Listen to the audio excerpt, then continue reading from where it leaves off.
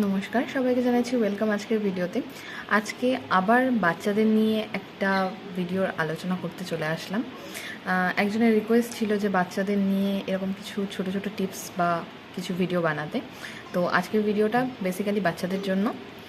যাদের বাচ্চারা প্রচণ্ড অসুস্থ হচ্ছে, বারবার জ্বর, সর্দি, ঠান্ডা লাগা বা অথবা নানা রকম প্রবলেমে ভুগছে, তারা একটু নোটিস করে দেখবেন আপনাদের বাড়ির সাউথ ওয়েস্টে কোনো জিনিস আছে কি না যেটা বাচ্চা ইউজ করে, অথবা বাচ্চার কোনো খেলনা বা বাচ্চার বই খাতা সাউথ ওয়েস্টে আছে কি না, এটা একটু নোটিস করবেন। যদি থাকে জিনিসটাকে এখনই ওখান থেকে সরান।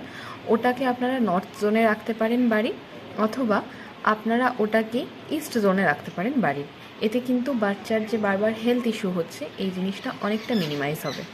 দেখা হচ্ছে সবার সাথে নতুন ভিডিওতে। ততক্ষণ পর্যন্ত ভালো থাকবেন, সুস্থ থাকবেন, আর অবশ্যই জানাবেন কোন কোন টপিকে আপনারা ভিডিও দেখতে চাইছেন।